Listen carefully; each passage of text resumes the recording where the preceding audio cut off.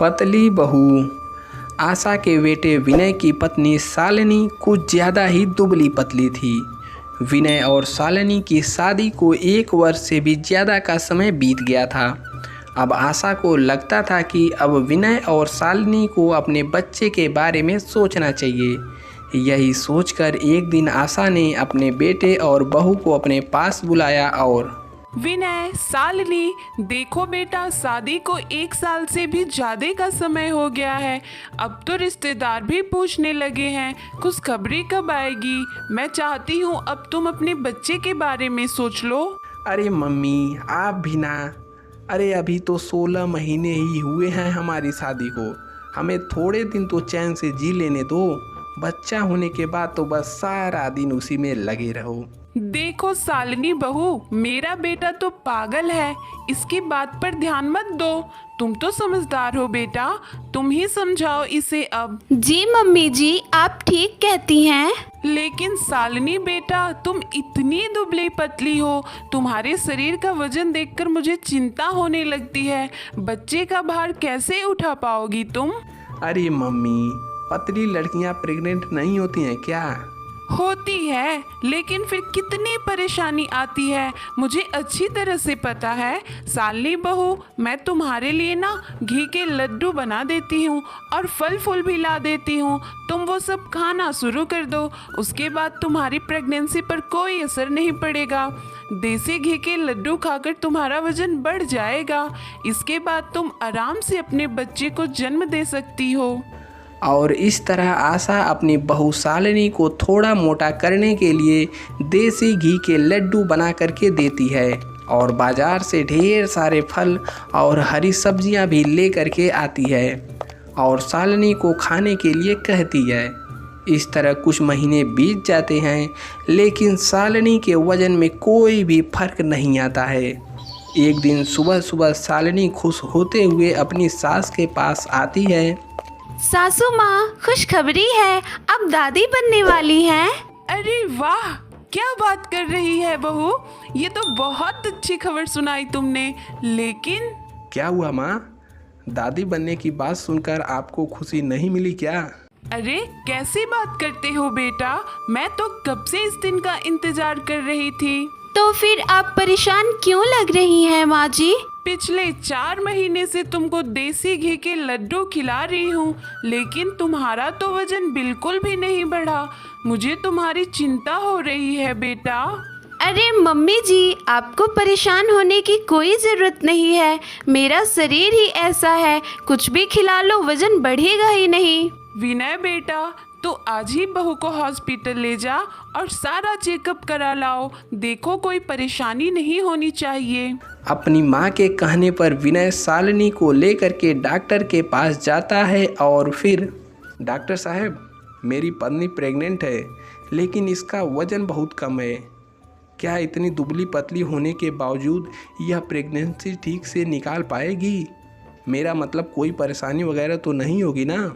देखिए, शालिनी का वजन कुछ ज़्यादा ही कम है। ऐसी हालात में प्रेगनेंसी में प्रॉब्लम आ सकती है। मैं आपको कुछ दवाइयाँ देती हूँ जिससे इनका वजन बढ़ने में मदद मिलेगी। ठीक है डॉक्टर साहब। देखो शालिनी, तुम्हें ये दवाइयाँ समय से खानी है। एक दिन भी दवाइयाँ मिस नहीं होनी चाहिए, वरना तुम्हारा वजन नहीं बढ़ेगा। ठीक है, जैसा आप कहते हैं मैं वैसा ही करूँगी। और इस तरह से 4 महीने और बीत जाते हैं, लेकिन शालिनी के वजन में कोई भी बदलाव नहीं आता है। और तो और दूसरी लड़कियों की तरह शालिनी को प्रेगनेंसी और लक्षण भी नज़र नहीं आते हैं। ना उसे कभी घबराहट होती है, ना कभी चक्कर आता है और ना ही उसे कभी उल्टी होती है। यह देखकर उसकी सास आशा बहुत परेशान रहती है। एक दिन, अरे विनय बेटा, पेट से होते ही लड़कियां कभी उल्टी करती हैं, कभी चक्कर आता है और भी न जाने क्या क्या होता है। लेकिन शालिनी बहू को देखकर ऐसा कुछ लगता ही नहीं, वह सारा दिन काम करती रहती है। अच्छा ही है ना माँ, शालिनी की तबीयत ठीक है। नहीं ठीक रहती तो भी आपको अच्छा नहीं लगता। बात तो तुम्हारी सही है बेटा। मैं अपनी बहू को हमेशा ही स्वस्थ देखना चाहती हूँ, लेकिन प्रेगनेंसी में थोड़ी बहुत तबीयत तो खराब होती है ना। सालनी को देखकर तो लगता ही नहीं कि वह प्रेग्नेंट है, और ऊपर से डॉक्टर की दवाइयों के बाद भी वजन नहीं बढ़ रहा। पूरे के पूरे 4 महीने बीत चुके हैं। माँ क्या कर सकते हैं, आपने लड्डू खिलाकर देख लिया, डॉक्टर ने दवाइयाँ खिलाकर देख लिया, अब क्या कर सकते हैं। पर विनय बेटा, एक बार डॉक्टर से पूछ तो लो, सालनी बहू प्रेग्नेंट भी है या नहीं। अरे माँ कैसी बात करती हैं आप, हर महीने तो चेकअप के लिए ले जाता हूँ उसे, हर बार उसका सोनोग्राफी होता है।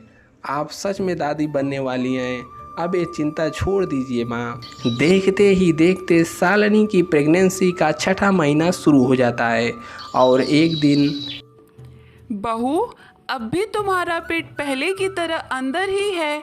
कहीं ऐसा ना हो कि होने वाला बच्चा बहुत कमज़ोर हो, तुम्हारे जैसा दुबला पतला पैदा हो।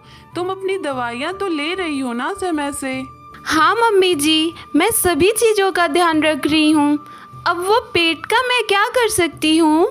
मोहल्ले की सारी औरतें कहती हैं, आशा बहन तुम्हारी बहू को देखकर लगता ही नहीं कि वो पेट से है। मुझे तो बड़ी चिंता हो रही है। नहीं नहीं मम्मी जी, आप परेशान मत होइए। आप जानती हैं, अब तो बेबी ने मेरे पेट में मूवमेंट करना शुरू कर दिया है। सच ही होगा, लेकिन बहू तुम्हारा थोड़ा बहुत तो पेट बाहर निकला दिखाई देना चाहिए ना। वो क्या है ना मम्मी जी, मैं इतनी दुबली पतली हूँ ना, तो मेरा बच्चा भी मेरी तरह ही पतला ही पैदा होगा। हाँ वो भी सही है, लेकिन पता नहीं क्यों मेरा दिल बहुत घबरा रहा है। उन्हीं दिनों विनय के चचेरे भाई राजन और उनकी पत्नी सारा आशा के घर आते हैं। राजन की पत्नी भी 6 महीने की प्रेग्नेंट थी और उसका पेट अच्छा खासा दिखाई दे रहा था। यह देखकर आशा और भी ज़्यादा परेशान हो जाती है। अरे सारा बेटा, तुम भी प्रेग्नेंट हो, बताया नहीं तुमने। वो क्या है ना चाची जी, सारा को घूमने का बहुत मन कर रहा था। बाद में तो लड़का होने के बाद कहीं जा भी नहीं पाते, तो मैंने सोचा इसी समय हम लोग आपके घर आ जाएं। अरे ये तो बहुत अच्छा किया बेटा, हमें भी अच्छा लगेगा। अरे राजन, वैसे भी बहुत दिनों बाद मिले हैं हम दोनों। याद है बचपन में कितना खेला करते थे हम दोनों एक साथ में। हाँ भाई विनय, सब याद है। क्या करे भाई, बड़े होने के बाद, शादी और नौकरी करने के बाद सब बिजी हो जाते हैं। वैसे भाभी कहीं नज़र नहीं आ रही हैं। नमस्ते देवर जी, मैं यहाँ पर हूँ। अरे सारा, कैसी हो तुम। मैं बिल्कुल ठीक हूँ दीदी, आप सुनाओ। आप तो अभी भी एकदम स्लिम हो, दुबली पतली पहले जैसी। शादी के बाद भी तुम्हारा वजन नहीं बढ़ा। विनय देख, कुछ ही महीनों में तो मैं बाप बन जाऊंगा। अब तू भी अपने बच्चे के बारे में सोच ले। अरे भाई चिंता क्यों करता है, तेरा मेरा बच्चा इस दुनिया में साथ ही में आएगा। अरे कैसी बात कर रहे हो आप विनय भैया। पापा बनने के लिए पहले आपकी पत्नी को प्रेग्नेंट होना पड़ेगा ना। आप बच्चा प्लान ही नहीं करोगे तो मम्मी पापा कैसे बनोगे। देखा, कहती थी ना मैं, सालनी को देखकर तो लगता ही नहीं कि उसकी प्रेगनेंसी का 6ठा महीना चल रहा है। यह सुनकर सारा चौंक जाती है और वह आशा से कहती है, क्या, यह क्या कह रही हैं चाची जी आप। सालनी की प्रेगनेंसी का 6ठा महीना, लेकिन उसका पेट तो देखकर लगता ही नहीं। अरे यही तो परेशानी है सारा बहू। पेट से होने के बाद भी मेरी बहू का वजन ना बढ़ा है और ना ही पेट। मैं तो बहुत परेशान हो गई हूँ। क्या सालनी प्रेग्नेंट हो तो कम से कम प्रेग्नेंट दिखना तो चाहिए ना। अरे छोड़ो ना वो सारी बातें, 3 दिन हमारे घर रहो, हम बहुत सारी बातें करेंगे। तुमसे मिलकर मुझे बहुत अच्छा लग रहा है। यह सुनकर उसकी सास आशा को सालनी पर शक होने लगता है, लेकिन वह कुछ भी नहीं कहती है। वहीं दूसरी ओर सारा और राजन कुछ दिनों के लिए विनय के घर पर रुकते हैं। एक दिन सुबह नाश्ता करते समय, सारा बेटा, ढंग से खाना पीना, जो तुम खाओगी वही तुम्हारे बच्चे को लगेगा। और सालनी, तुम भी खाने पीने का ध्यान रखो, ठीक से नाश्ता करो। मुझे तो वैसे भी बहुत भूख लगती है चाची जी। देख रही है ना कैसे फूलकर गुब्बारा हो गई हूँ मैं। होना भी चाहिए। मैं तो सालनी से कह के कर थक गई कि अपना वजन बढ़ा ले, लेकिन इस पर कोई असर ही नहीं होता। वैसे सालिनी, चाची जी तो ठीक ही कह रही हैं। अगर तुम्हारा वजन नहीं बढ़ा तो तुम्हारा बच्चा भी कमजोर होगा। ऐसा कुछ नहीं होगा, मुझे पता है। मुझे मेरे भगवान पर पूरा भरोसा है।